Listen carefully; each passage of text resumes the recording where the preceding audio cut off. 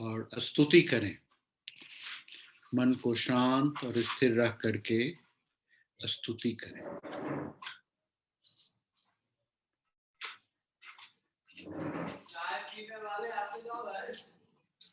उद्यद भानु सहस्त्र कोटि सदृशाम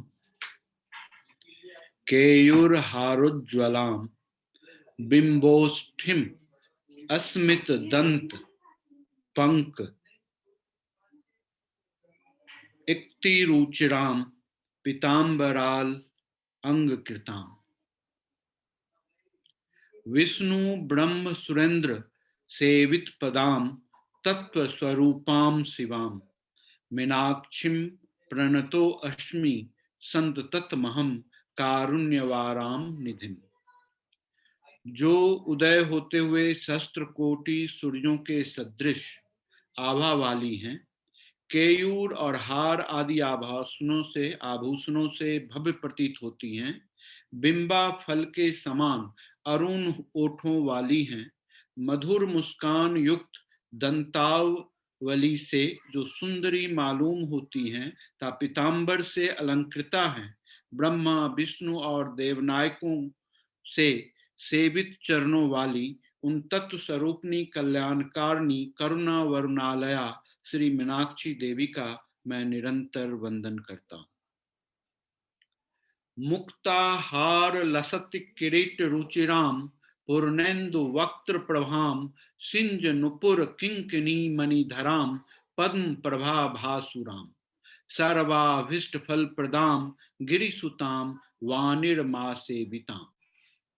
जो मोती की लड़ियों से सुशोभित मुकुट धारण किए सुंदर मालूम होती हैं, जिनके मुख की प्रभा पूर्ण चंद्र के समान है, जो झनकारते हुए नुपुर किंकनी अनेकों मणियां धारण किए हुए हैं, कमल की सी आभा से भासित होने वाली, सबको अभिष्ट फल देने वाली, सरस्वती और लक्ष्मी आदि से सेविता उन गिरजा नंदनी करुणा वरुणालया श्री मीनाक्षी देवी का मैं निरंतर वंदन करता हूं। श्री विद्याम शिव भाम भाग निलयाम हृंकार मंत्रोज्वलाम श्री चक्रांगिग त्रिबिंदु मध्यवसतिम श्री मत्स्य भायानिकाम श्री मतस्नु मुख विघ्न राज जननीम श्री मज्ज जगमोहनी। जो श्री विद्या है, भगवान शंकर के वाम भाग में विराजमान है, ह्रीम बीज मंत्र से सुशोभिता है, श्री चक्र कांतित बिंदु के मध्य में निवास करती हैं तथा देव सभा की अभिनेत्री है, उन श्री स्वामी कार्तिकेय और गणेश जी की माता जगन मोहनी करुणा वरुणालया श्री मीनाक्षी देवी का मैं निरंतर वंदन करता हूँ।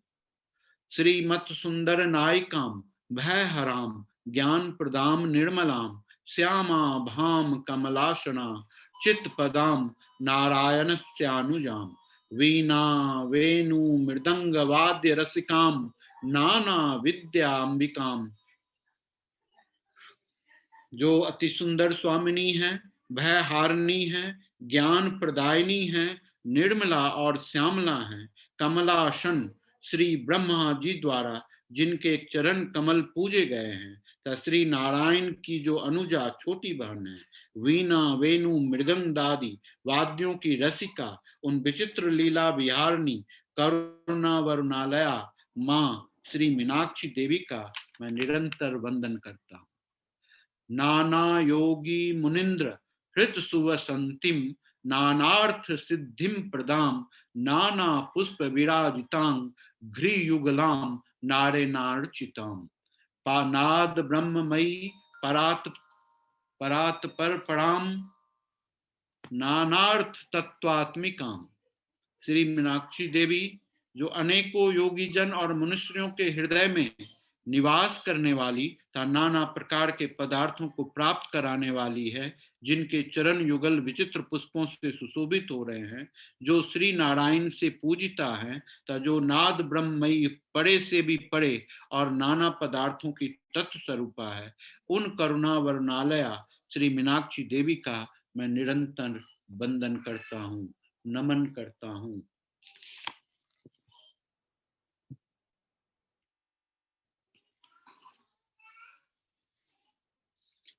लास्ट क्लास में हमने बड़ा ही अद्भुत क्लास लिया था, जिस क्लास में हमने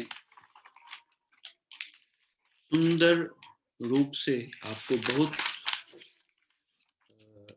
संक्षिप्त में ये जानकारी दिया कि वास्तव में ध्यान की जो क्रिया है, ध्यान की जो अवस्था है, उस अवस्था को प्राप्त करने के दौरान किस तरह से हमें शारीरिक, मानसिक, आध्यात्मिक और मनोवैज्ञानिक शक्ति का उद्भव होता है, किस तरह से हम इस सारी विकारों को मुक्त करके अपने जीवन को प्रकाशित और प्रकाशवान बनाने में सक्षम रहते हैं।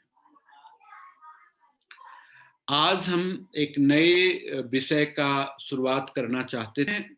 हम सभी व्यक्ति हमेशा खुश रहना चाहते हैं। हम सभी लोगों का एक ही उद्देश्य है जीवन का, खुश रहना। और खुश होने के चक्कर में हम सब आदमी दुखी होते चले जाते हैं। इसके पीछे एक ही कारण होता है, जैसे मुझे अनुभव होता है कि किसी भी काम को अगर हम खुश होकर के करें तो फिर खुश रहेंगे। लेकिन अगर हम ये लक्ष्य बना देंगे कि इस काम को करने के बाद हम खुश हो जाएंगे, तो फिर वो खुशी बहुत ही मोमेंटरली होती है और उसकी वजह से हम खुश हो नहीं पाते हैं।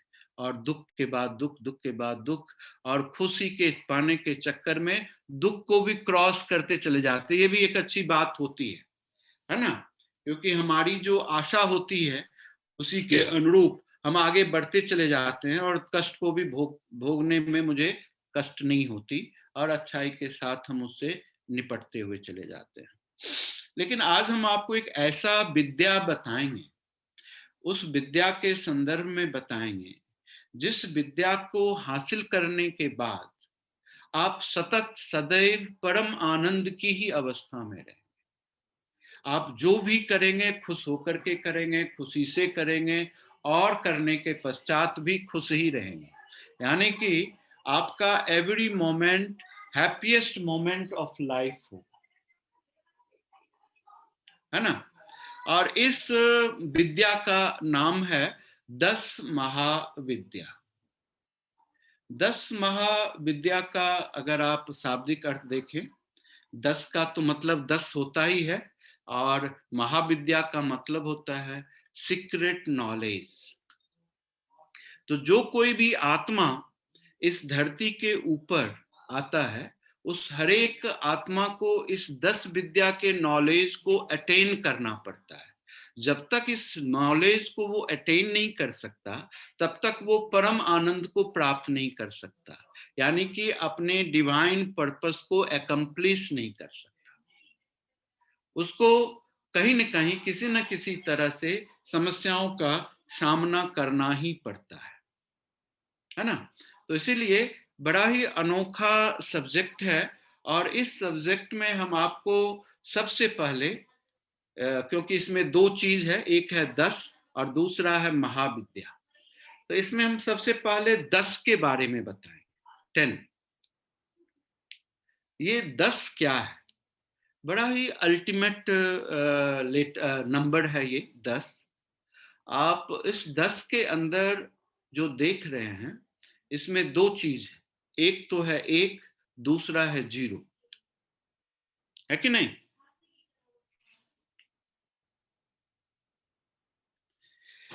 क्या है? एक है 1 और दूसरा है 0, है ना? और ये जब दोनों एक साथ मिलता है तो फिर 10 आता है। इसलिए 10 का बहुत ही वैल्यू है हमारे जीवन के अंदर, हमारे अध्यात्म के अंदर, और वर्ल्ड के सारे फिलॉसफी में 10 नंबर 10 जो है तो बड़ा ही स्पेशल है। क्योंकि जब भी 10 की बात होती है तो बड़ा अद्भुत बात हो जाती है। लोग सोचने लगते हैं कि ये ट्रांसफॉर्मेशन टाइम आ गया, न्यू ग्रोथ की टाइम आ गया। समझ रहे हैं बात? ऐसी समझ आती है, और इसीलिए बड़ा ही अद्भुत प्रक्रिया होती है। तो सबसे पहले हम आपको शून्य के बारे में बताना चाहते हैं। आप सभी आदमी जानते हैं शून्य। शून्य बड़ा ही अद्भुत नंबर है, और जिस नंबर को हमने ऐसा समझा है कि जो इनफिनाइट को इंडिकेट करता है, वॉइड को इंडिकेट करता है, अल्टीमेट को इंडिकेट करता है, परम मतलब एक्सट्रीम ब्लिस को करता है, परम आनंद को बताता है। इतना ही नहीं, निरंकार स्वरूप को दिखाता है, परम आत्मा का स्वरूप है वो, है ना। तो इसीलिए बड़ा ही अद्भुत चीज है जीरो। ठीक है, जहां पर हम एक की बात करते हैं तो एक हमेशा यूनिटी है, एकता की बात होती है तब एक बनता है, लेकिन ये शगुन है, निर्गुण नहीं है, निराकार नहीं है, ये आकार युक्त है। ठीक है, इसका मतलब कुछ है, एग्जिस्टेंस है।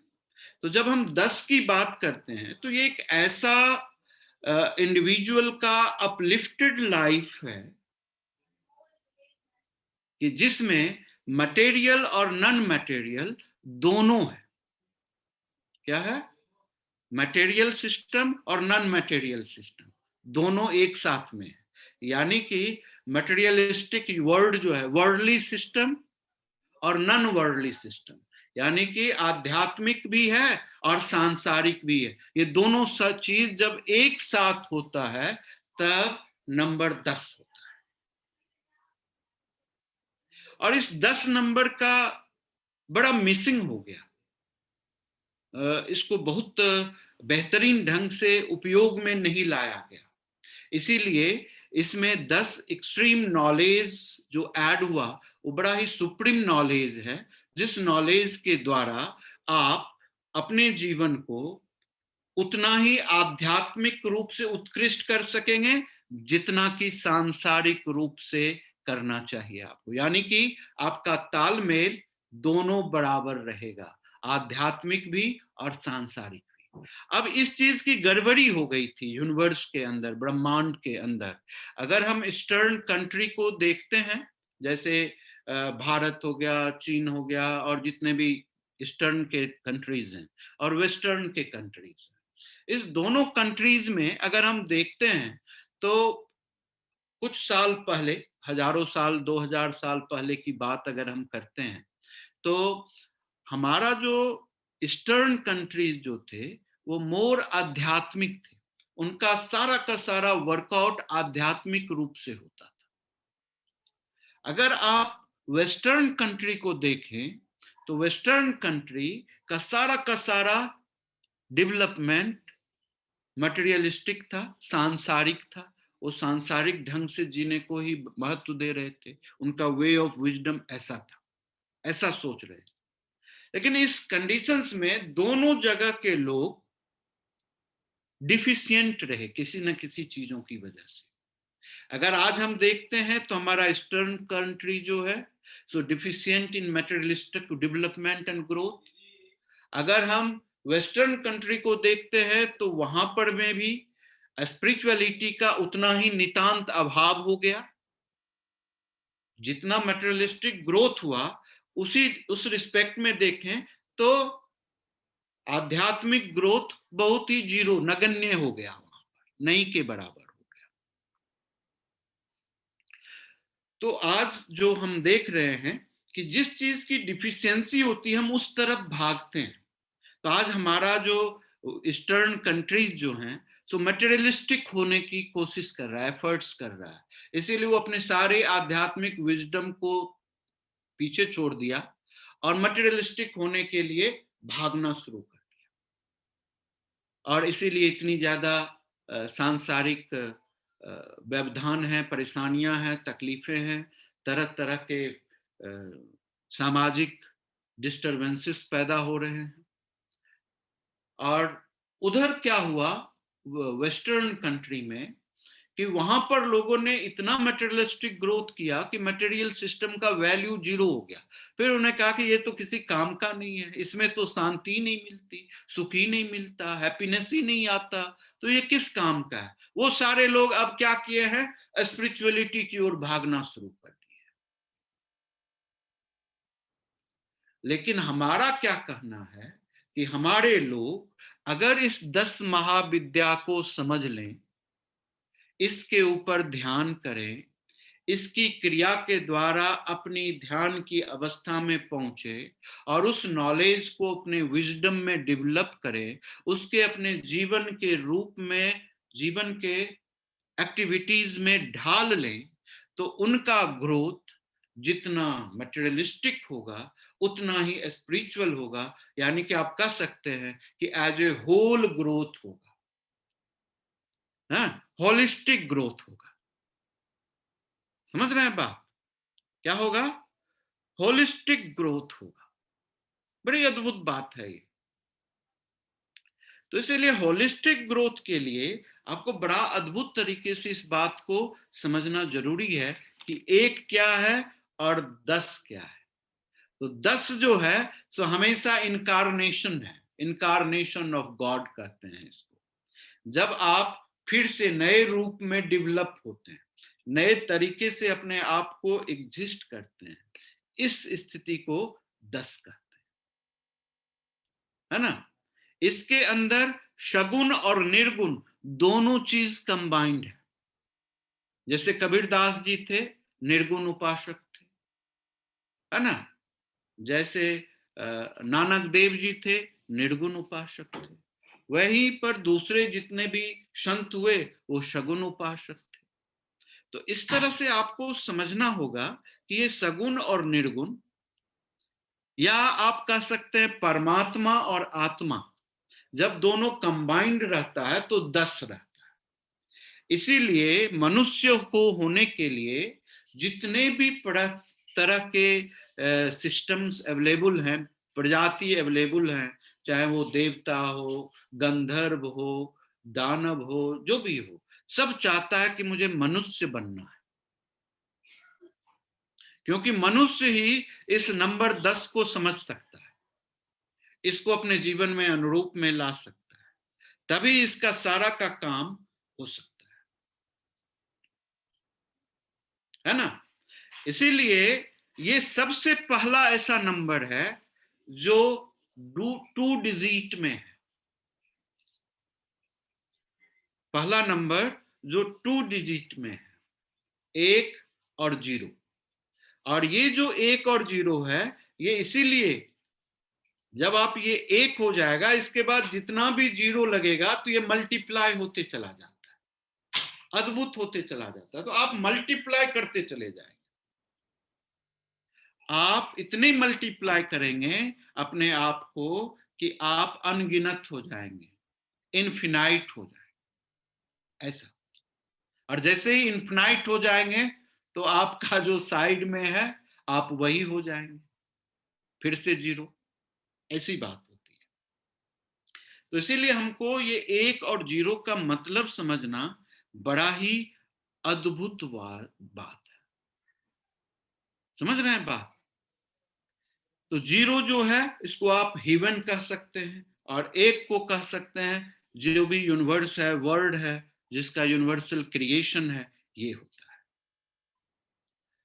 इवन जो 10 को जो बोला जाता है, ये कंप्लीशन ऑफ साइकिल है, कि कोई एक साइकिल जब कंप्लीट होता है उसके बाद ही 10 आता है ना। इवन दो पाइथागोरस जो था वो नंबर 10 को सबसे होली नंबर कहता था। और इन्होंने ऐसा बतलाया कि 10 जो है सो 10 नंबर मिल करके ट्रायंगल बनाता है, जिसको उन्होंने टेट्राक्टिस बोलते हैं, टेट्रैक्टिस। जिसमें उन्होंने क्या किया, 3 रो में, पहले में 4, फिर 3, फिर 2, फिर 1 डॉट लगाया, नंबर लिखा और देखे 4 3 7 2 9 1 10। 10 नंबर इसमें हो जाते हैं। तो उन्होंने ये वैल्यू किया 1, 2, 3 एंड 4, ये 4 नंबर जो है सो बड़ा ही अल्टीमेट नंबर, 1, 2, 3 एंड 4। आप देखिए 1 के बारे में समझ में आ गया, ये एकात्मवाद को बतलाता है कि आत्मा एक ही है, वो सुप्रीम सोल है। आपके यूनिटी को बताता है, वननेस को बताता है, एकाकार होने को बताता है, मर्ज हो जाने को बताता है। जबकि नंबर 2 पेयर को बताता है, ड्युअलिटी को बताता है, सुख और दुख को बताता है, अच्छा और बुरा को बताता है, ऊपर और नीचे को बताता है, मोटा और पतला को बताता है, पूरे वर्ल्डली सिस्टम को बताता है। नंबर 2 क्या बताता है? पूरा वर्ल्डली सिस्टम की ड्युअलिटी को बताता है, आत्मा और परमात्मा को बताता है। इसीलिए ये फेमिनीन इन नेचर है, प्रकृति और पुरुष को बताता है नंबर 2, है ना। नंबर 3 जो है सो वो क्वालिटिव है। इसीलिए आप देखें कि 3 गुना है, 3 दोष है, 3 महान देवता है, ब्रह्मा विष्णु महेश, 3 नारी है, मेजर नारी, इड़ा पिंगला सुषुम्ना। तो जो ये 3 जो है सो अद्भुत, आपके गुण भी हैं, आपके सच्चित आनंद भी 3 है ना। ये सब ट्रायंगल बनाते हैं, 3 बनाते हैं, ये 3 नंबर ये। और चौथा नंबर जो है वो बड़ा ही अद्भुत चीज है। इसके अंदर आपको न्याय, धर्मनिरपेक्षता, इस सब की बातें आती है। जब ये चीजें जब आती है, वो नंबर 4 के अंतर्गत आती है, जिसमें जस्टिस होता है। तो ये चारों चीज जब मिल जाता है तो नंबर 10 का क्या कहते हैं, आविर्भाव होता है। यानी कि धरती के ऊपर जब जब जब जब बहुत ही प्रताड़ना पैदा होती है, कठिनाई पैदा होती है, या पाप बढ़ जाता है, तो उस समय अवतार होता है, इनकारनेशन होता है, नंबर 10 का प्रभाव दिखने के लिए मिलता है। स्वरूप, मनुष्य स्वरूप में साक्षात नंबर 1 जो परमात्मा है वो इनकारनेट करते हैं, इनकारनेशन होता है, उनका प्रादुर्भाव होता है, और जिसके द्वारा वो सांसारिक चीजों में फिजिकली इन्वॉल्व होते हुए भी पूर्ण रूप से आत्मिक होते हैं, परम आत्मिक होते हैं। उनका जो आत्मा होता है सो उन्हीं के साथ जुड़ा रहता है, उन्हीं के साथ होता है, लेकिन सांसारिक एक्टिविटीज में पार्टिसिपेट करके सारे पापों को दूर करते हैं और मनुष्यों को एक नया जीवन, नया रास्ता, नया विजडम दे करके उसको परम आनंद की उपलब्धि कराते हैं। ये ठीक ऐसे ही होता है कि किसी लड़की की शादी हुई है और वो अपने पति प्रेम में इतना व्यथित है, इतना व्यथित है कि उसके पति अपने घर वापस चले गए, तो वो घर के कामों में तो लगी रहती है, लेकिन उसका मन पूर्ण रूप से अपने पति के ऊपर रहता है। वो कैसे होंगे, क्या कर रहे होंगे, अभी खाए कि नहीं खाए, कि नहीं किए, क्या किए, ऐसा, है ना। समझ रहे हैं बात। तो ये हमारा नंबर 10 इसलिए और भी बड़ा इंपॉर्टेंट नंबर हो जाता है। इतना ही नहीं, अगर आप 10 के बारे में जाने तो जो दुर्गा, दुर्गा है ना, हमारे शरीर में 10 दुर्ग हैं। दुर्ग का मतलब होता है गेट।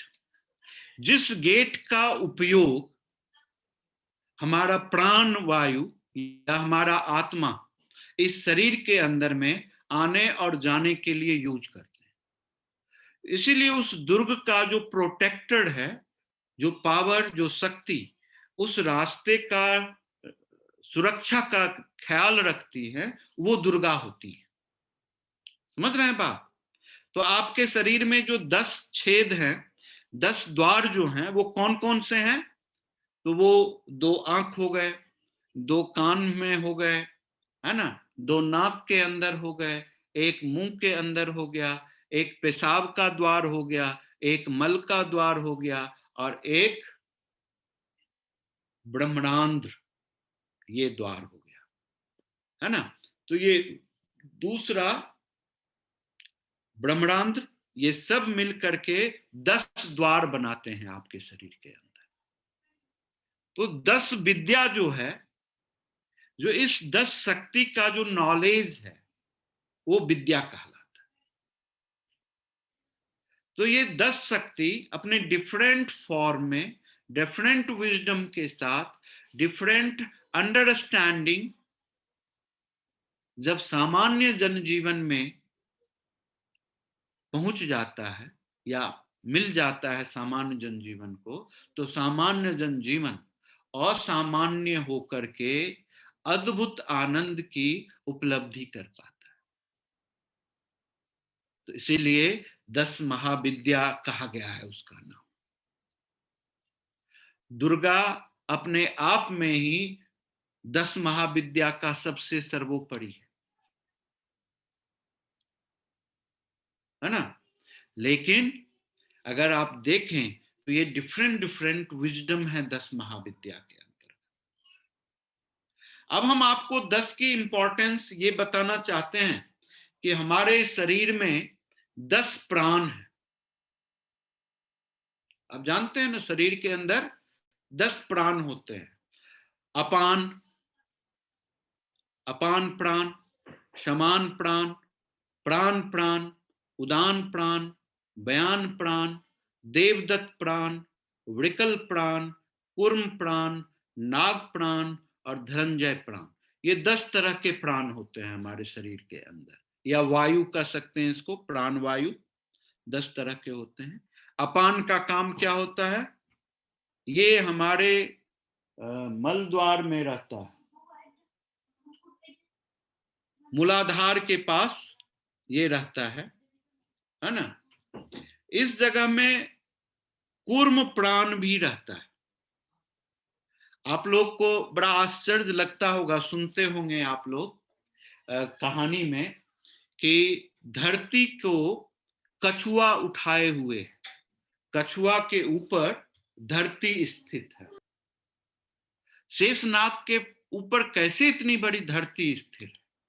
कितना ताकत रहा होगा शेषनाग, ये मैं सोचने लग जाता था। लेकिन आज मुझे ये समझ में आया कि मूलाधार जो है, एनर्जी सेंटर, जिसका तत्व पृथ्वी तत्व है, धरती है। अब उस मूलाधार के नीचे, है ना, अपान वायु और कूर्म वायु, और कुंडलिनी जो है, जो सांप के फॉर्म में उस जगह में सुसुप्ता अवस्था में है ना। तो कुंडलिनी का फॉर्म क्या है? सांप। सांप का किंग कौन है? नाग। और नाग के ऊपर में कौन है? धरती। कूर्म का मतलब होता है कछुआ, एक वायु है, और वो मूलाधार के नीचे में है, जहां से आपकी बहुत सारी एक्टिविटीज गवर्न होती है। और मूलाधार में कौन है? पृथ्वी है। तो पृथ्वी का भार कौन उठा के रखा है? कछुआ उठा के रखा है। समझ में आ रही है बात? जितने भी पुराणों में कहानियां हैं, वो कहानी के माध्यम से हमको परम तत्व, आत्मा की अवस्था, उसके ग्रोथ और यूनिवर्स के क्रिएशन के प्रोसेस को कैसे डेवलप हुआ है, कहानी के माध्यम से समझाने की कोशिश की गई है उसमें। देखो, जो यूनिवर्स का जो नॉलेज है वो वेद है। वेद फॉर्मूला है। उस फॉर्मूला को हर एक आदमी नहीं समझ सकता, और किसी व्यक्ति विशेष को समझने का उतना क्षमता ही नहीं है, क्योंकि वो किसी भी शब्द को जो हम समझते हैं, तो 3 तरीके से समझते हैं। एक होता है अभिधा, दूसरा होता है लक्षणा, और तीसरा होता है व्यंजना। अभिधा का मतलब होता है शाब्दिक अर्थ, व्यंजना का मतलब होता है कि शब्द कुछ है, लेकिन उसके आपके अनुरूप से उसका अर्थ होता है। आप जितनी समझते हैं उसके हिसाब से उसका अर्थ होता है। और लक्षणा जो होता है इसका बड़ा अद्भुत होता है। शब्द कुछ और होता है, लेकिन उसका अर्थ कुछ और होता है। वो तुलनात्मक होता है, वो क्वालिटेटिव होता है, गुण से जुड़ा हुआ होता है ना। तो इसीलिए बड़ा अद्भुत अद्भुत समझ है कि वेद को समझने के लिए, तो वेद जहां से पैदा हुआ तो शून्य से पैदा हुआ। तो जब तक आप शून्य नहीं होंगे तो वेद को नहीं समझ सकेंगे। तो फिर हम क्या करेंगे? तो हम वेद को समझने के लिए दो तरह से करते हैं। एक तो जो हमारी समझ है उसके हिसाब से हम ट्रांसलेशन करते हैं। दूसरा होता है कि उसकी जो शाब्दिक अर्थ है उसके हिसाब से, डिक्शनरी के जो अर्थ हैं उसके हिसाब से हम व्याख्या करते हैं। लेकिन इस सब को समझने के लिए एक सिस्टमेटिक ऑर्डर है। समय समय पर वो चीजों को डेवलप किया गया, जैसे उपनिषद डेवलप किए गए। उपनिषद क्या है? जो प्रैक्टिकल एक्सपीरियंस है, कर्म कांड, एक्टिविटीज, जिसको करने से आपको उस वेद के जो शब्द हैं, वाक्य हैं, जो सूत्र हैं, उसको समझ में आएगा कि ये सूत्र क्या कहना चाहता है। ये उपनिषद का। और पुराणों का काम ये है कि डिफरेंट उदाहरण के द्वारा, उस कहानियों के द्वारा आपको उस गूढ़ तत्व को समझाना। अगर आपको वो गूढ़ तत्व समझ में आ जाए तो फिर कहानी खत्म, है ना। तो ऐसा कहा गया है कि चाहे वो पुराण हो या वेद हो, चाहे उपनिषद हो, चाहे मीमांसा हो, चाहे वॉटिवर हो, है ना, इस सारे नॉलेज जो है सो सिर्फ 10 सेक्रेट नॉलेज में एग्जिस्ट करता है। 10 महाविद्या को अगर आपने जान लिया तो आपको ये सारे वेद आ जाएंगे, सारे उपनिषद आ जाएंगे, सारे पुराण की कथा अपने आप समझ में आ जाएगी। आपको कुछ भी चीज की आवश्यकता नहीं। समझ गए बात? तो अपान वायु कहाँ रहता है? गुदा में। मूत्र, गुदा और मूत्र इंद्रियों के बीच में जो जगह है ना, खाली जगह, हमारा टेस्टिस और रेक्टम के बीच में जो जगह है, उस जगह में अपान वायु एग्जिस्ट करता है। यानी कि आप कह सकते हैं मूलाधार के नीचे। और कुर्म कुर्म वायु भी वहीं पर। उसके बाद हमारा जो समान वायु है, समान प्राण, वो हमारे नाभि में एग्जिस्ट करता है, नाभि के अंदर। और इस नाभि में एक और प्राण भी रहता है जिसको क्रिकल बोलते हैं। क्रिकल प्राण भी नाभि में ही एग्जिस्ट करता है।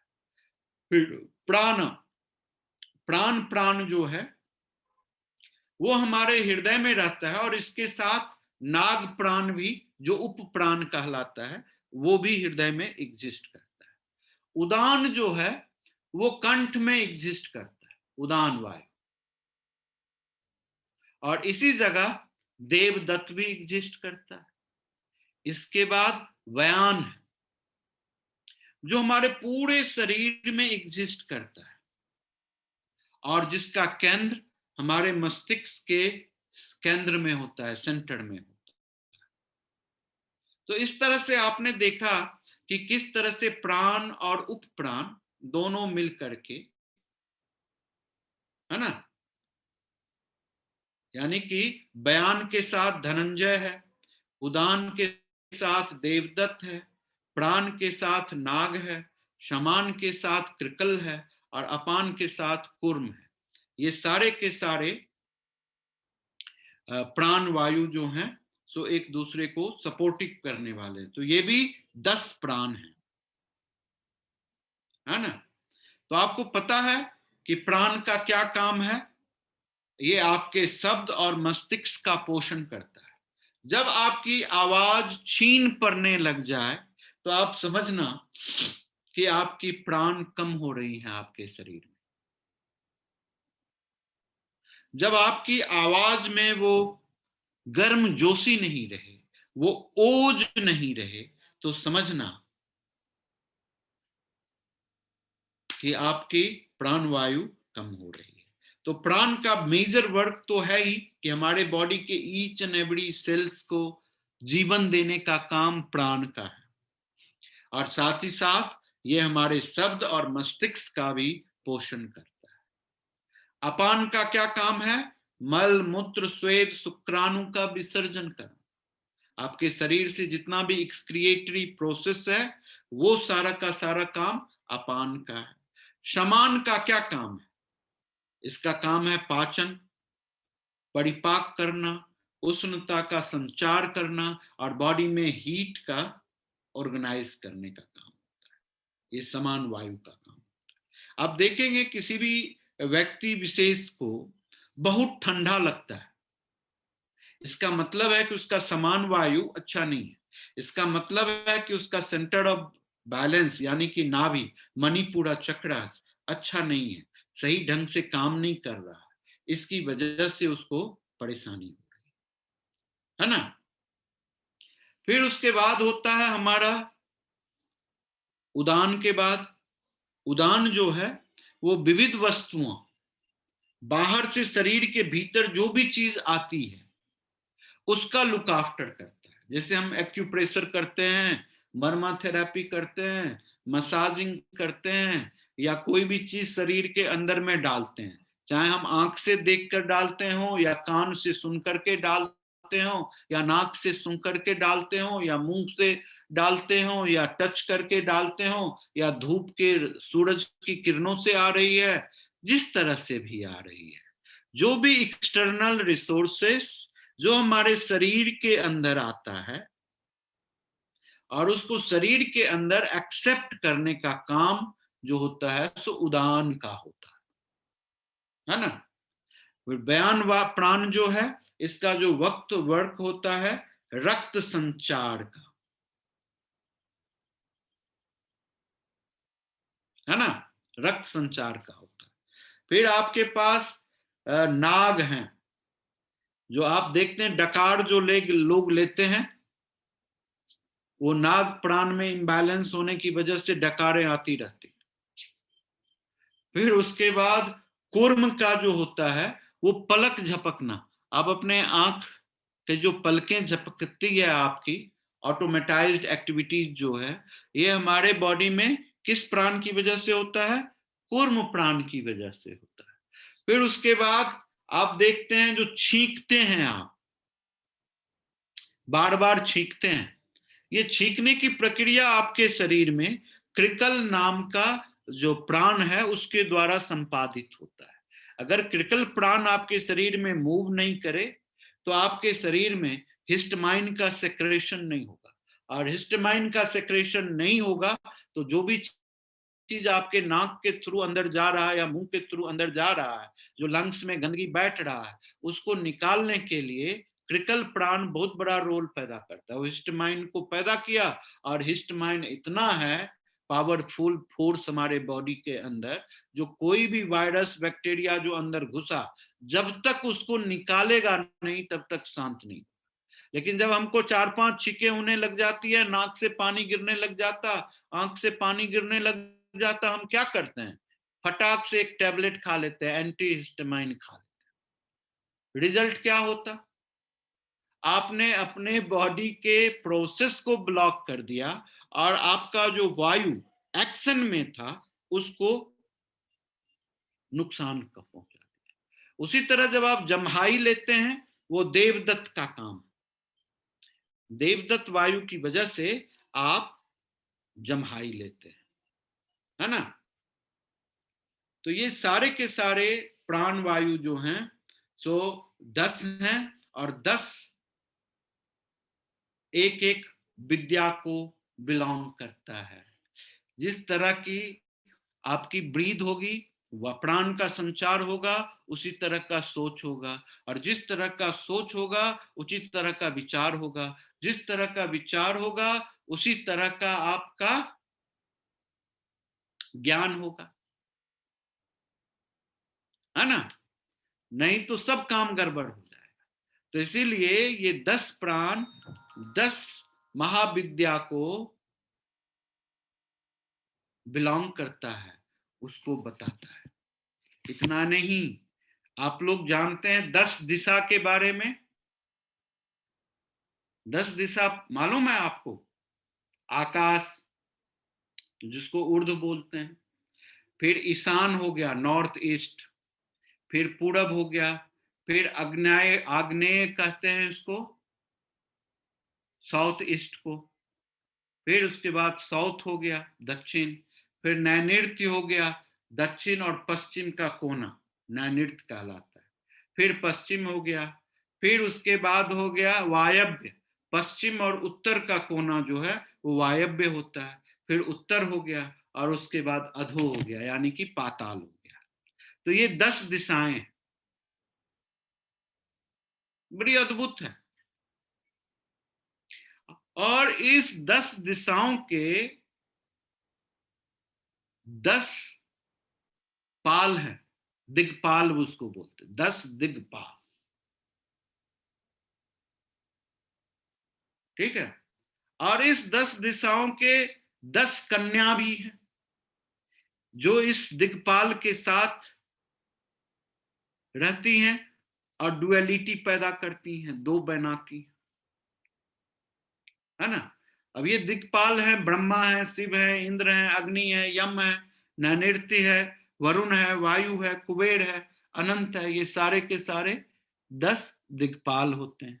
ये 10 दिग्पाल एक एक नॉलेज है, सुप्रीम नॉलेज, एक्सट्रीम नॉलेज, और इसीलिए ये 10 महाविद्या के अंतर्गत आता है ना।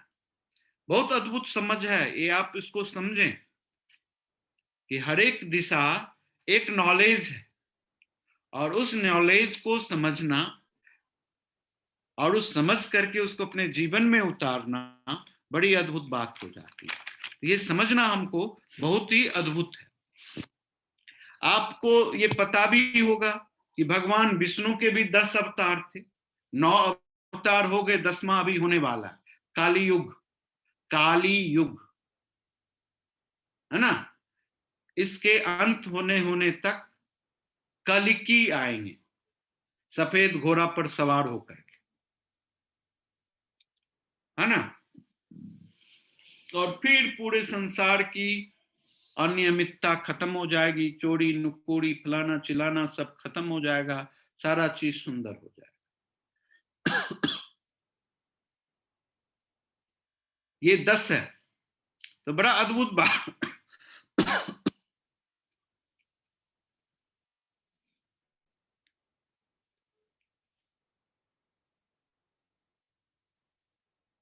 बहुत ही अद्भुत तरीके से हमको समझना जरूरी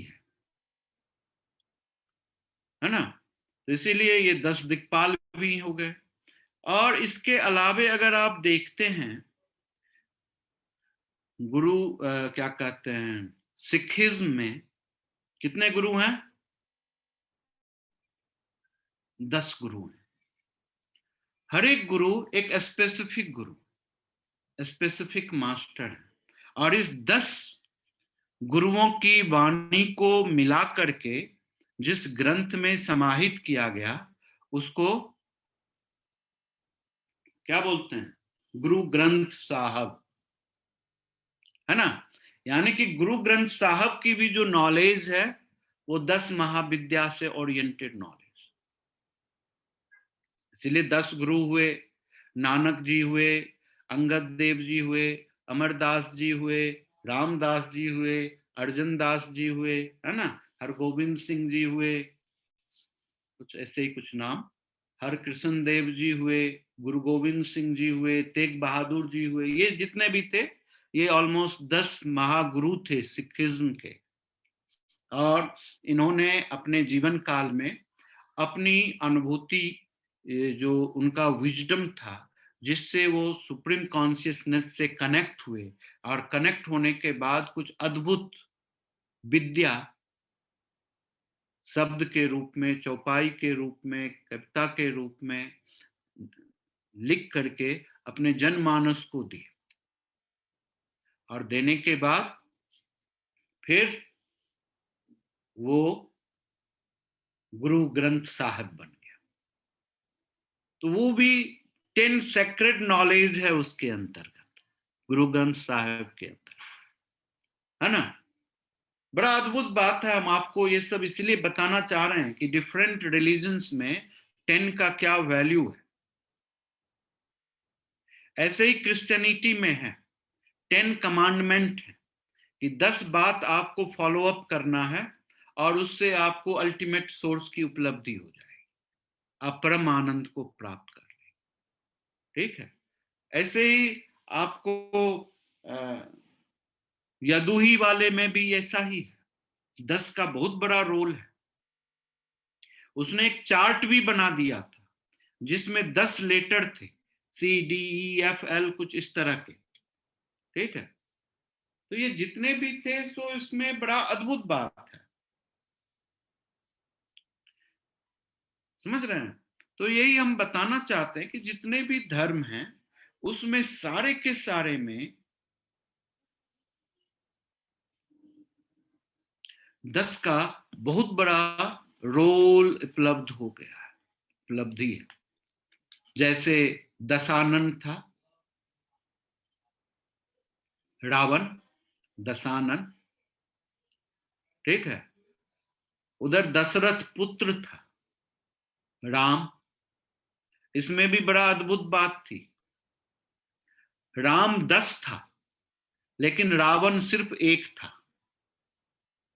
तो इसीलिए रावण में ज्यादा मटेरियलिस्टिक विजडम था, राम के अंदर स्पिरिचुअलिटी और मटेरियलिस्टिक दोनों था, इसीलिए राम विजय हो गया। लेकिन 10 विद्या दोनों में था, समझ रहे हैं बात। तो इस तरह से बहुत ही अद्भुत अनुभूति है 10 के बारे में, और जितना हम इसको समझते जाएंगे, अनुभव करते जाएंगे, उतना आनंदित हमारा जीवन होना शुरू हो जाएगा, मजेदार होना शुरू हो जाएगा। इतना नहीं, आपको पता है एक चीज, आपके हाथ की जो लंबाई है, आपके पूरे बॉडी के लंबाई का 1/10 होता है। आपकी जितनी लंबाई है उसका 10वां भाग आपके हाथ की लंबाई होती है। तो बॉडी के अंदर में भी 10 का बड़ा प्रमाण है। 10 उंगलियां हैं, 10 इंद्रियां हैं, 5 कर्मेंद्रियां, 5 ज्ञान इंद्रियां, है ना। 10 पैर की उंगलियां हैं। बड़ा ही अद्भुत बात है। इसीलिए मनुष्य का शरीर सबसे उत्तम शरीर है, और सबसे ऑर्गेनाइज सिस्टम है री इनकारनेशन के लिए। बहुत अद्भुत बात है। तो ये सारी अनुभूति को समेटना है, समझना है, और तब हम महाविद्या को समझ सकते हैं। आप लोग को पता होगा कबाला के बारे में, जो ज्यूइश का जो ये मिस्टिक अंडरस्टैंडिंग है, कबाला उसको बोलते हैं। कबाला का मतलब होता है रिसीव करना, और उसने भी 10 पॉइंट में ही चीजों को रिसीव किया है। रिसीव का मतलब क्या है, कबालिस्ट क्या सोचते हैं, to receive the knowledge of God. जो सुप्रीम गॉड के पास जो नॉलेज है, वही नॉलेज हमारे पास भी हो जाए। और उसके होने के लिए उन्होंने क्या किया, उस नॉलेज को प्राप्त करने के लिए, अनुभव करने के लिए आपके अंदर 10 फंडामेंटल फोर्स होना चाहिए। अगर 10 फंडामेंटल फोर्स नहीं है आपके पास, तो फिर मुश्किल हो जाता है। उसको सेफिरॉट बोलते हैं, है ना। बहुत बहुत अद्भुत बात है। तो जिस फोर्स को सेफिरोट बोलते हैं, फंडामेंटल फोर्स, जो हमको चाहिए उसकी बात को सुनने के लिए, उसके नॉलेज को अपने अंदर एक्सप्लोर करने के लिए, तो ये फोर्स कितनी इंपॉर्टेंट है। इसी फोर्स को जब हम एक साथ कंबाइंड करते हैं तो उसको ट्री ऑफ लाइफ कहते हैं, जीवन का पेड़। तो इसीलिए उन लोगों का ऐसा मानना था कि जितने भी सोल हैं, हर एक सोल में, इंडिविजुअल सोल में ये 10 फोर्स एग्जिस्ट करते हैं, और उसकी वजह से ये इंडिविजुअल सोल सुप्रीम सोल से कनेक्ट रहता है और कनेक्ट कर पाता है और उसमें मर्ज होने में सक्षम होता है। अगर ये 10 फोर्स नहीं रहे तो ऐसा चीज संभव नहीं हो सकेगा और ये नामुमकिन हो जाएगा, है ना। समझ में आ रही है बात, कितना पावरफुल है ये चीज। हम्म।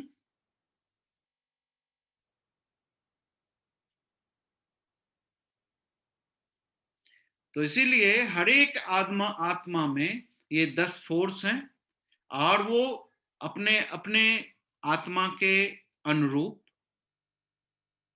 ये सेफ्रीरॉट जो है वो डेवलप होता है, एग्जिस्ट करता है, फॉर्म करता है, और कॉम्बिनेशन के साथ उस आत्मा के लिए डिवाइन पर्पस को डिटरमाइंड करता है, उसके लिए एक्शन कराने का प्रयोजन पैदा करता है, राह दिखाता है, पैसेज देता है, और अल्टीमेट वर्कआउट कराता है।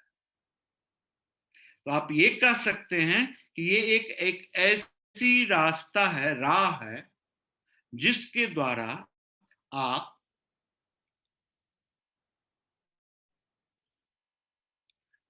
सुप्रीम कॉन्शियसनेस के साथ, सुप्रीम सोल के साथ इंटरैक्ट कर सकते हैं, उनसे बात कर सकते हैं, है ना, कम्युनिकेशन कर सकते हैं, उनके साथ इस्टेब्लिश कर सकते हैं। और ये एबिलिटी हर एक सोल में है। हमारे सोल में भी यही एबिलिटी है, आपके सोल में भी यही एबिलिटी है, और किसी और के अंदर में भी यही एबिलिटी है ना। तो उनका जो ये 10 पावर जो था सो बड़ा ही अद्भुत था, जिसके नाम थे, जो 10 फोर्स है, जिसमें पहला था क्रॉन, दूसरा था विजडम, तीसरा था अंडरस्टैंडिंग, चौथा था लव एंड ग्रेविटी, है ना, जनरसिटी, फिर पांचवा था एकाग्रता, कंसंट्रेशन, ठीक है, फिर उसके बाद था हारमोनी, फिर था विक्ट्री, और फिर था ग्लोरी, और फिर था कनेक्शन, संबंध, रिलेशनशिप, और लास्ट जो था सोवर्जिनिटी था। तो इतने सारे संप्रभुता था। तो इतनी सारी जो फोर्स जो हैं, सो ज्यूइस के द्वारा उनका जो रहस्यमय था, मिस्टिक अंडरस्टैंडिंग था, विजडम था, वो कहता था कि ये 10 चीजें होना बहुत जरूरी है। क्राउन का मतलब होता है सुप्रीम सेल्फ, है ना, कि हम अपने आप में जो हैं वो हैं, सबसे ऊपर, ऐसा फीलिंग्स। तो इसीलिए हम सभी सोल यूनिक सोल हैं, और हमारे अंदर में विजडम है, इंटेलिजेंस है, मर्सी है, लव है, स्ट्रेंथ एंड जस्टिस है, ब्यूटी है, फर्मनेस है, विक्ट्री है, मैजेस्टी है, जो भी कह सके, और फाउंडेशन है, जिसकी वजह से हम डेवलप कर सकते हैं, है ना। तो इसके अंदर उन्होंने सेंटर में 4 सर्कल रखा, राइट साइड में 3, लेफ्ट साइड में 3। जो लेफ्ट साइड में थे वो फेमिनिन थे, राइट साइड में जो थे सो मैस्कुलिन थे, और जो सेंटर में थे वो इस दोनों को बैलेंसिंग आउटपुट था, ये काम था। तो ये हमारा कबल्लाह के हिसाब से हम समझ सकते हैं कि क्या 10 फोर्स है जो 10 महाविद्या से इंटरैक्ट करता है और 10 का वैल्यू को एक्सप्रेस करता है। ठीक है, तो जब जीरो एक के साथ अपीयर होता है तो ये एम्पलीफाई करता है, मैग्नीफाई करता है वाइब्रेशंस को, एनर्जी को, एंड उस नंबर के एट्रीब्यूट जिसके साथ ये अपीयर्स होता है।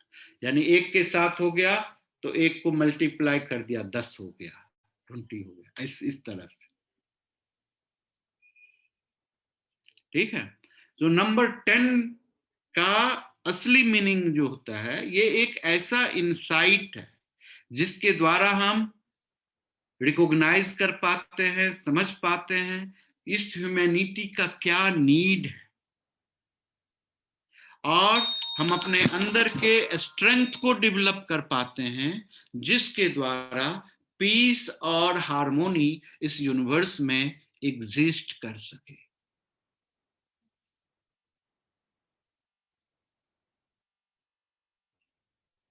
है ना, समझ रहे हैं क्या है 10 का, क्या है इनसाइट?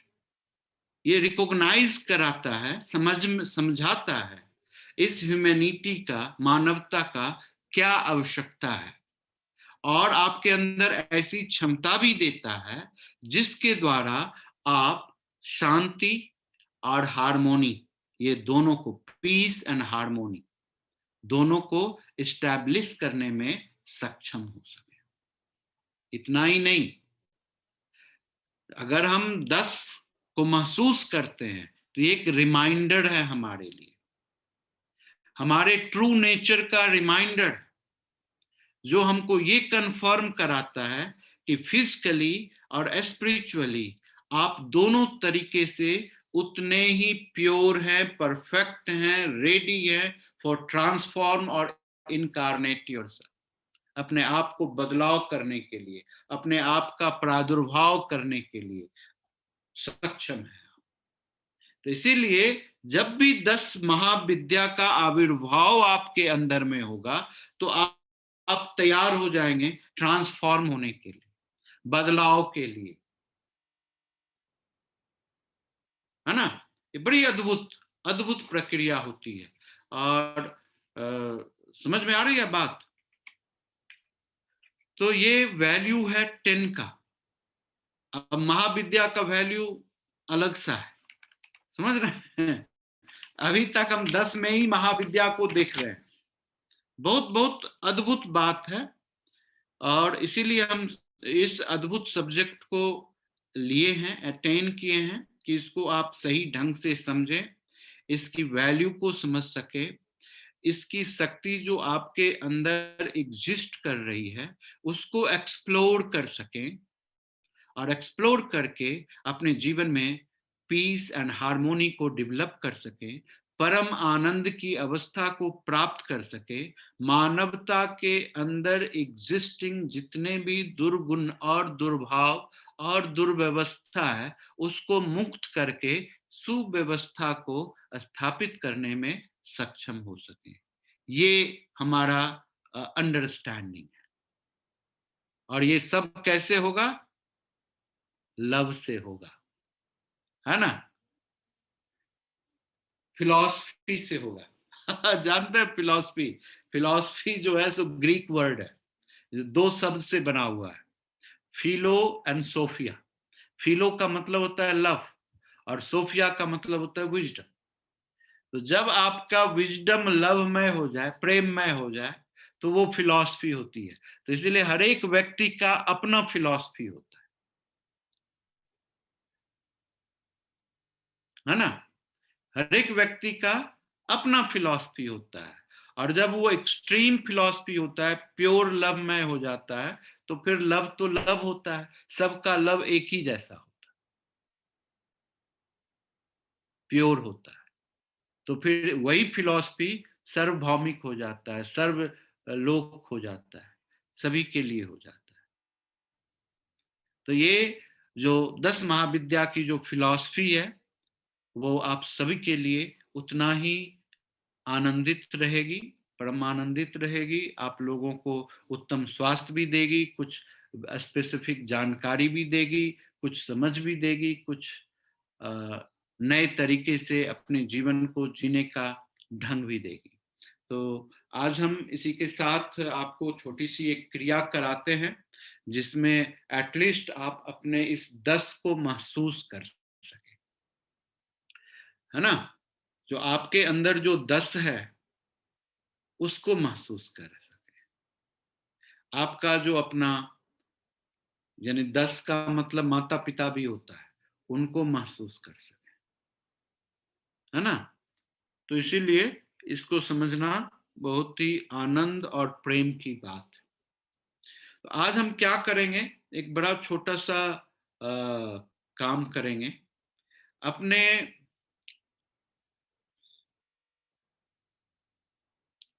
रिंग फिंगर को थंब से दबा लेंगे, ऐसे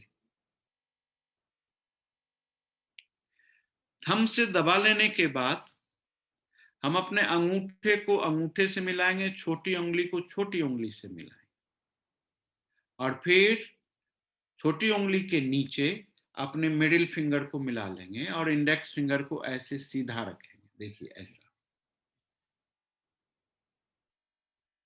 रिंग फिंगर को अंगूठे से दबा दिया, छोटी उंगली को छोटी उंगली से पूरा मिला दिया, फिर मिडिल फिंगर को मिडिल फिंगर से मिला दिया और इंडेक्स फिंगर को स्ट्रेट रखा, थोड़ा सा नीचे दबा। समझ गए? देखिए, समझ आ गई? छोटी उंगली को छोटी उंगली से मिलाएं, बीच वाली उंगली के टिप को बीच वाली उंगली के टिप से मिला दें और इंडेक्स फिंगर को सीधा रख लें और इधर अंगूठा को अंगूठे से मिला दें, ऐसा। और इस मुद्रा को आप अपने नाभि के पास में रख लें।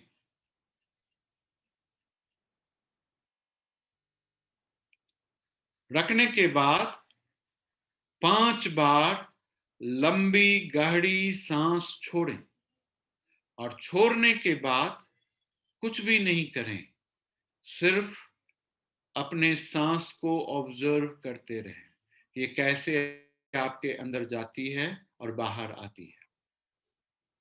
जितना डीपली उसके साथ आप अंदर जाएंगे बाहर आएंगे, तो इस 10 प्राण को भी समझेंगे, आपके हाथ की उंगलियों में 10 को भी समझेंगे, पैर की उंगलियों का भी 10 समझेंगे, अपने शरीर के 10 द्वार को भी लोकेट कर पाएंगे, महसूस कर पाएंगे, और कैसे उसके द्वारा आपका प्राण का आवागमन होता है, इसकी भी समझ आपको आएगी। ठीक है? ये प्रक्रिया हम 5 मिनट के लिए करेंगे और 5 मिनट तक हम सोचते हैं कि आप इसको बड़ा ही आत्मिक रूप से अनुभव करें और जिससे आपका बड़ा अद्भुत विकास होगा। इसको करने से जो शारीरिक फायदा जो आपको होगी, सबसे पहला, ये वेट लॉस करने के लिए सबसे बेहतरीन मुद्रा है। फिर ये स्वास्थ्य को वृद्धि करने में भी बहुत बड़ा सहायक है और आपके बॉडी के अंदर इक्विलिब्रियम स्टेट मेंटेन रखता है। जो अस्वस्थता जो है, सो इम्बैलेंस की वजह से होती है। अगर आपके शरीर में इम्बैलेंस होगी तो आप अस्वस्थ होंगे, अगर बैलेंस हो जाएगा तो आपकी अस्वस्थता खत्म हो जाएगी। तो आपको क्या करना है कि बड़ा प्रेम से अपने अंदर की समानता को, समान वायु को, अपने अंदर हार्मोनी को महसूस करना है, उसको बैलेंस करना है और उसको रिकॉग्नाइज करते हुए अपने 10 का, कि आज से आप उतना ही स्पिरिचुअल हैं जितना कि आप वर्ल्डली हैं, मटेरियल हैं, और कोई भी अंतर नहीं है। इसीलिए आपका शरीर भी उतना उपयोगी है जितना कि आपका आत्मा उपयोगी है। अगर आपका शरीर नहीं होगा तो आपका आत्मा को जगह नहीं मिलेगी, और जगह नहीं मिलेगी तो वो अपने कर्तव्य को पालन कैसे कर पाएगा? नहीं कर पाएगा। तो शरीर भी उतना ही इंपॉर्टेंट है जितना कि आत्मा इंपॉर्टेंट है। तो इसीलिए हम इस दोनों को एक स्वरूप के साथ, ये दोनों पहलू को, इंपॉर्टेंस को समझते हुए, एक सिक्का के दोनों साइड के साथ मूव करते हुए, जो अपने होलनेस की जो बात है उसके ऊपर विचार करते हुए, अनुभव करते हुए हम आज की क्रिया को करेंगे। तो स्टार्ट करते हैं हम आज की क्रिया। अपनी इस मुद्रा को नाभि के पास में रख लें, रीढ़ की हड्डी को सीधा कर लें और 5 बार लंबी सांस छोड़ें, जितना लंबा आप सांस छोड़ सकते हैं। जैसे कि अगर आप 2 काउंट में, 3 काउंट में सांस लेते हैं तो कम से कम 12 से 15 काउंट में सांस को छोड़ सकते हैं। ऐसा अगर काउंट फाउंट नहीं करना है तो आपके मन से लंबा, जितना धीरे और कंट्रोल के साथ सांस को छोड़ सकते हैं, लंबा से लंबा सांस को छोड़ें।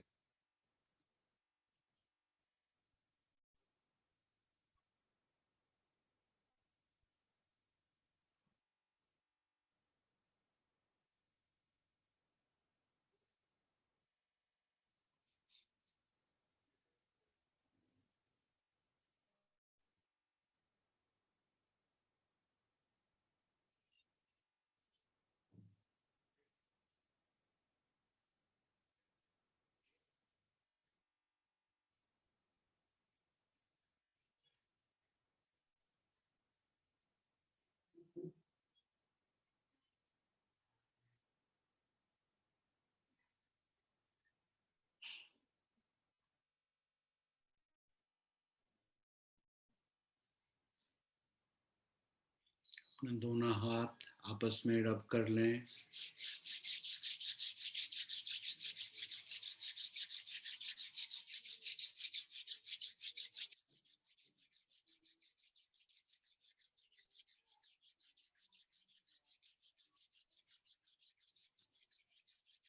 राइट हैंड को सर के ऊपर, लेफ्ट हैंड को स्पाइनल कॉर्ड के सबसे निचले भाग में टच करें।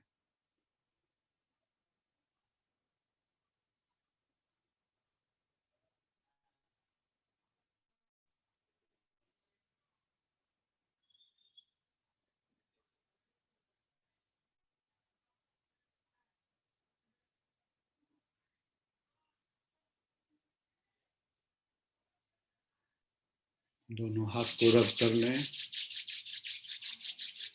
राइट हैंड को चेस्ट के ऊपर, लेफ्ट हैंड को ठीक उसके पीछे पीठ पर रखें।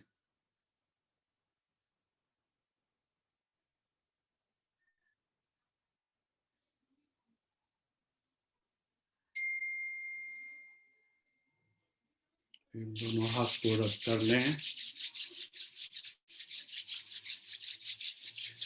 राइट हैंड को लेफ्ट आर्म पीट में, लेफ्ट हैंड को राइट आर्म पीट में रखें।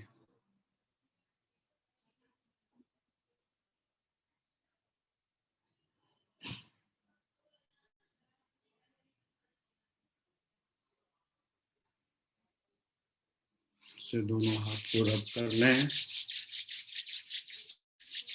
राइट हैंड को लेफ्ट आइज पर, लेफ्ट हैंड को राइट आइज के ऊपर रखें।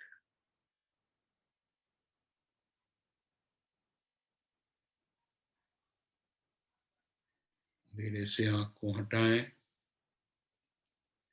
आंख को धीरे धीरे खोलें, अपने कंधे को लूज कर लें, बॉडी को ट्विस्ट कर दें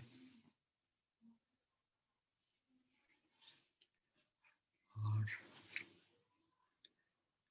अपने पाँव को रिलैक्स कर लें। खूब इंजॉय करें, मस्त रहें, बुलंद रहें, आनंदित रहें, गदगद रहें। आप ये कल को सैटर्न और जुपिटर का कंजंक्शन होने वाला है 800 साल के बाद। वो तो ऑलरेडी हो रखा है। 20 अच्छा। नवंबर में ही शनि और बृहस्पति मकर राशि में आ गया है ना, और ये 2021 अप्रैल तक चलेगा। ठीक है। अच्छा। और दोनों जो है सो बड़ा ही पावरफुल ग्रह है अपने आप में। हाँ, शनि जो है वो भी पावरफुल ग्रह है, बृहस्पति भी जो है वो भी पावरफुल है। शनि थोड़ा सा एग्रेसिव फोर्स है शनि के साथ, बृहस्पति के साथ थोड़ा सा ऑर्गेनाइज फोर्स है। बृहस्पति पोजीशन देता है और शनि पावर देता है ना। तो जब किसी भी व्यक्ति के अंदर पावर और पोजीशन दोनों बैलेंस हो जाए, पॉजिटिव हो जाए, फेवरेबल हो जाए, तो फिर उस आदमी को और क्या चाहिए? तो जो चाहेगा वही पालेगा ना बच्चा। हाँ। हाँ, तो कल वो जो कुछ 0 डिग्रीज पे ऊपर वो कंजंक्ट हो रहे, उसके कोई मतलब कोई बोल रहे कि इसके हिसाब से बहुत सारा कुछ चेंज होगा, मतलब कुछ तो चेंज तो होता ही है, प्रकृति का प्रभाव तो व्यक्ति विशेष पर होता ही है ना। हाँ। अपने अपने क्वालिटी के हिसाब से प्रभाव पड़ेगा, निश्चित तौर से प्रभाव पड़ेगा। और ये एक बहुत बड़ा महासंयोग है, ऐसा कह सकते हैं आप। ऐसा होना बहुत ही रेयरली होता है। और दोनों ग्रह जो है सो बड़ा ही स्लो मूवमेंट वाले ग्रह हैं, जल्दी ऐसे नहीं होते। शनि 2.5 साल लगभग लगाता है एक राशि से दूसरे राशि में मूव करने के लिए, है ना। और जबकि वहीं बृहस्पति को भी ऐसा लगता है, तो ये बहुत सालों के बाद ऐसा संजोग आया है। और इसकी वजह से बड़ा अद्भुत बात है, इससे फायदा भी है, नुकसान भी है, ठीक है। अच्छा। और दोनों चीज जो है सो एक ही चीज के ऊपर वर्क करता है, जस्टिस के ऊपर में।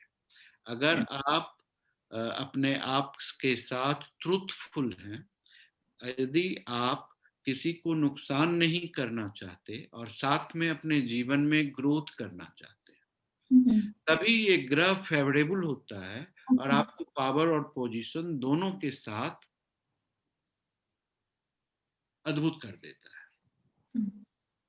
ठीक है। अब ये हर एक तरह के राशि वालों के लिए अलग अलग जगह में अलग अलग इम्पैक्ट के साथ आता है ना। मेष राशि का अलग हो जाएगा, वृषभ राशि का अलग होगा।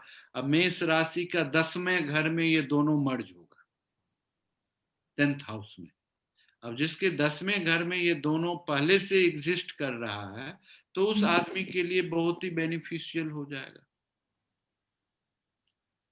तो हम अपने आप को प्रोटेक्ट करना चाहिए, मतलब कोई प्रोटेक्ट क्यों करना चाहिए? अपने आप को न्याय पूर्वक रखना चाहिए, अपने आप को शुद्ध रखना चाहिए, हाँ। विचार से एकदम मस्त रहना चाहिए। ओके, जरूर। इससे बड़ा अद्भुत बात होगी, बहुत सारा चीज फायदा होगा, हाँ। ठीक है। तो इसमें देखो जो मेष राशि वाला है उसको अलग तरह का बेनिफिट होगा, उस बंदे को उनके पूर्वजों की संपत्ति मिल जाएगी इस संयोजन की वजह से, ठीक है।